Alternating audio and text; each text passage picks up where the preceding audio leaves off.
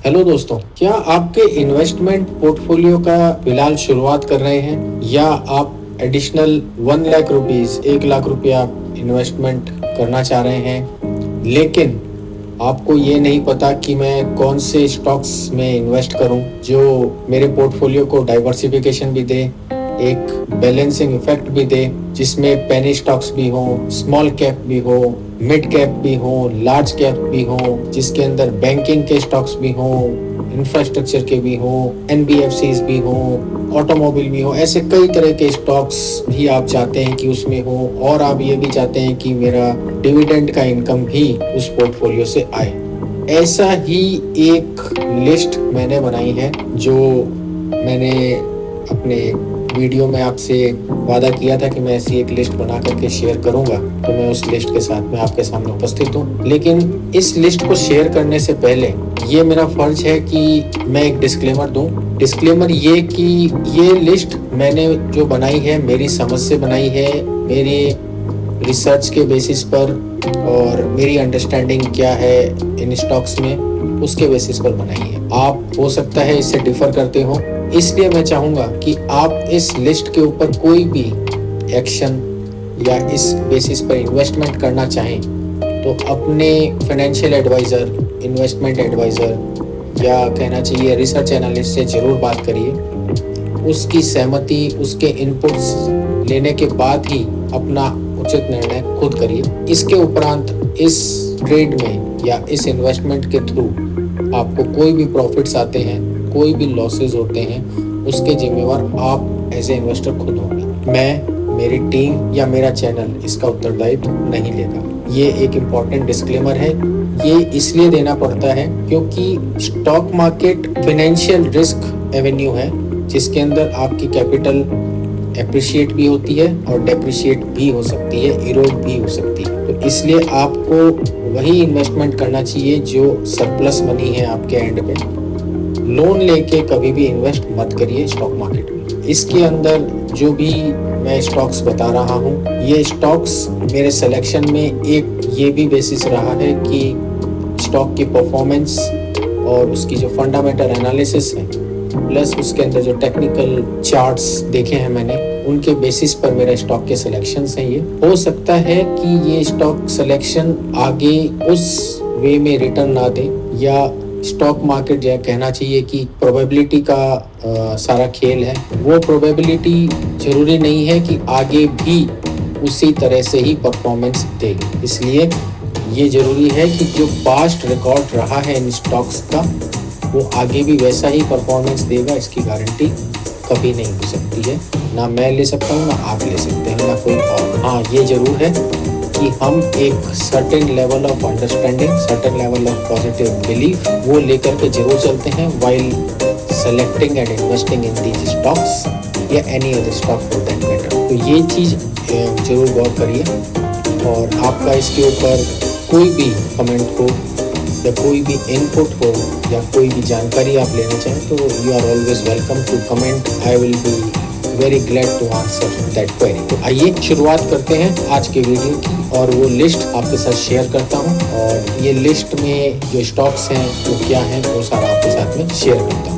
ये है वो लिस्ट। इस लिस्ट के अंदर मैंने 23 स्टॉक्स सेलेक्ट किए हैं जो मैं आपके साथ शेयर करना चाह रहा था। इस लिस्ट में मैं फटाफट ये 23 स्टॉक्स के नाम मैं पढ़ देता हूँ जो मेरे हिसाब से अच्छा रिटर्न दे सकते हैं या अच्छा रिटर्न देते आए हैं और अच्छा रिटर्न दे भी रहे हैं। Adani Wilmar, Asian Paints, Axis Bank, भेल, BPCL, Canfin home, Coal India, Comfort Intech, GG engineering, GAIL, Jain Pharmasec, Grasim, IndusInd bank, JP power, Jubilant Foodwork, Muthoot finance, PNB, power grid, REC, सीको shipping, Seshasayee paper, Tata Motors और टाटा पावर।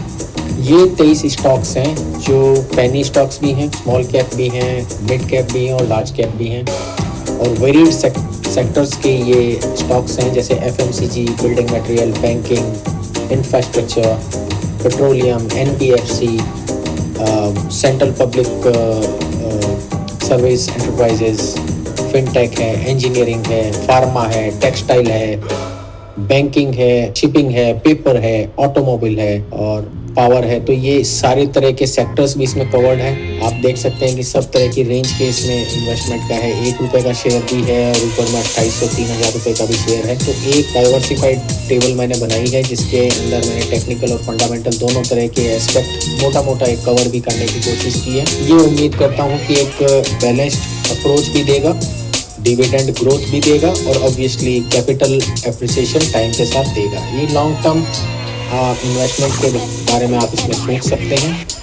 और 1 लाख का portfolio ये मैंने अपने हिसाब से बना रखा है। एक मैंने इसके अंदर ये चार्ट भी कवर करने की कोशिश की है इस सेल में, जिसके अंदर की मैंने जो एक मूवमेंट एवरेज मूवमेंट भी मैंने दिखाया है कि किस टाइप से लास्ट 365 डेज में इन स्टॉक्स का मूवमेंट रहा है और आज का डायरेक्शन जिस जा रहा है इस स्टॉक पर्टिकुलर का। आज का मतलब कि आज मार्केट खुलने से पहले तक का मतलब या तो कल तक का जो मूवमेंट रहा है वो ये रहा है इसके अंदर। और कल का लास्ट ट्रेडिंग प्राइस ये रहा था, जैसे अदानी का 334, एशियन पेंट्स का 2818 रुपया 80 पैसा।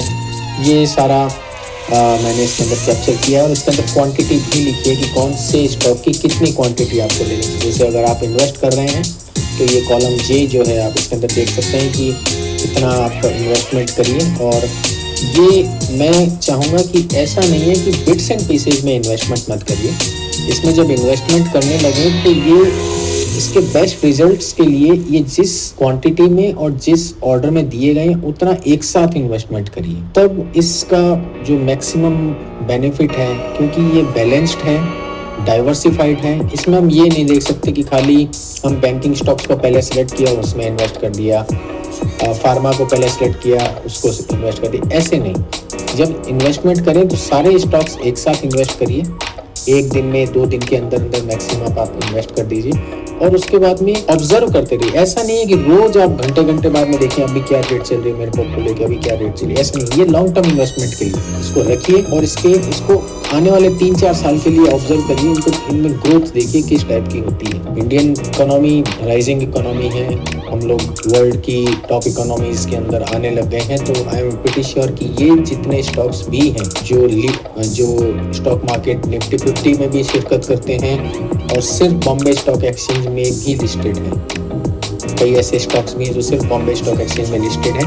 तो वैसे पेनी स्टॉक्स भी हैं और लार्ज कैप भी हैं। तो जैसा मैंने कहा था इसका बेनिफिट आपको बैलेंस्ड वे में मिलेगा। अब एक चीज मैं कहना चाहूँगा कि ये आप इस शीट को बनाना चाहें तो आप इस वीडियो को पॉज करके और इसको बना सकते हैं। और अगर फिर भी आपको लगता है कि ये शीट बनाने में असमर्थ हैं या किसी ढंग का आपको टेक्निकल प्रॉब्लम आ रही है, मैं हेल्प कर सकता हूँ। आप मेरे को कमेंट करिए और मैं उस पर रिस्पॉन्ड करूँगा। और उस अलावा भी अगर आपको लगता है कि बिल्कुल भी आपको इसके बारे में वक्त नहीं मिल पाता या टेक्निकल नॉलेज एक्सेल का चलाने का या किसी भी वजह से आप नहीं कर पाते हैं, बट हाँ रेडी मिल जाए तो आप इसको यूज़ करना चाहेंगे तो आप मुझे कमेंट करिए और मैं आपको इस शीट शेयर कर सकता हूँ against a minimal payment. Because ये देने को मैं फ्री दे सकता था, लेकिन मेरा ये मानना है कि anything given for free has no value. इसलिए मैं चाहूँगा कि जो एक मिनिमम पेमेंट की वैल्यू मैंने रखी है वो आप पेमेंट करके आप इस शीट को मेरे से ले सकते हैं। मैं आपके साथ शेयर कर दूंगा विद ऑल द डिटेल्स। और आने वाले टाइम में मैं इस शीट में अपग्रेडेशंस भी लाता रहूँगा तो वो भी आपको मिलती रहेगी। ये बात हुई आज की वीडियो की। ये वीडियो आप लोगों को कैसा लगा इसके बारे में ज़रूर कमेंट करके मुझे बताएं। इसको ज़्यादा से ज़्यादा शेयर करें। अगर आप मेरे चैनल पे नए हैं तो मेरे चैनल को सब्सक्राइब जरूर करें, बेल नोटिफिकेशन जरूर प्रेस कर दें। ये वीडियो अगर आपको अच्छा लगा है तो एक प्यारा सा लाइक और कमेंट जरूर करें। मैं आज के लिए इजाज़त लेता हूँ आपसे। ऐसी ही इंफॉर्मेटिव वीडियोस और पोर्टफोलियो अपग्रेडेशन की वीडियोस मैं लाता रहूँगा। बहुत जल्दी आपके सामने दोबारा उपस्थित होता हूँ। तब तक के लिए मैं इजाज़त लेता हूँ। Bye, thank you, keep rocking.